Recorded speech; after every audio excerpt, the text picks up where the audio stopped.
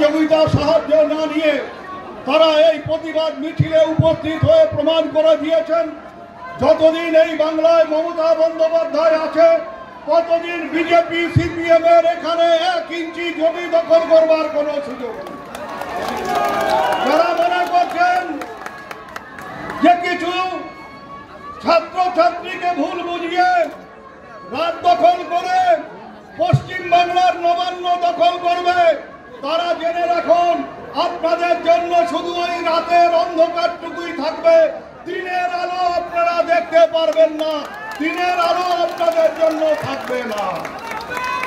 আমাদের একটাই দাবি, রাজ্য সরকারের উপর যারা ভরসা রাখেননি, রাজ্য পুলিশের উপর যারা ভরসা রাখেনি, ঘটনার 24 ঘন্টার মধ্যে রাজ্য পুলিশ একজনকে গ্রেফতার করেছে, কিন্তু আজ 11 দিন হয়ে গেল এই মামলা সিবিআই এর হাতে গেছে, 1 থেকে আর 2 হয়নি।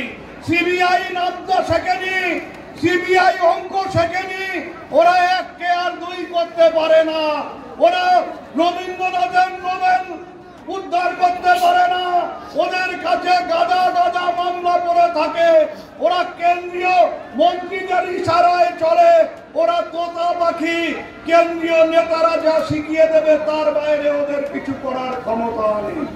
ওরা এই তদন্তকে ধীরে ধীরে চালিয়ে নিয়ে এখানে বিজেপি সিপিএমদের সুযোগ করে দিতে চায় আন্দোলনকে আরো জোরদার করবার, আন্দোলনকে গ্রামে গঞ্জে পৌঁছে দেওয়ার।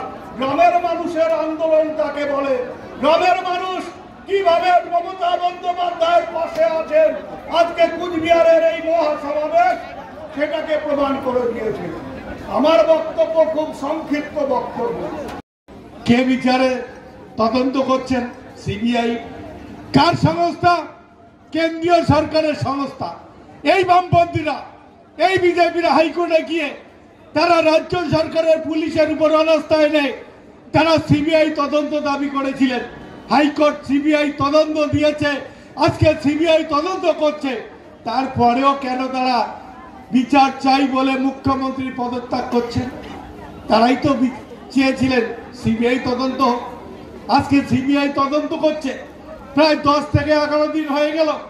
রাজ্য পুলিশ একজনকে গ্রেপ্তার করেছে, আজকে সিবিআই তাকে কখনো জেরা, তাকে পলিগ্রাফ টেস্ট কি করবে সেই নিয়ে ব্যস্ত।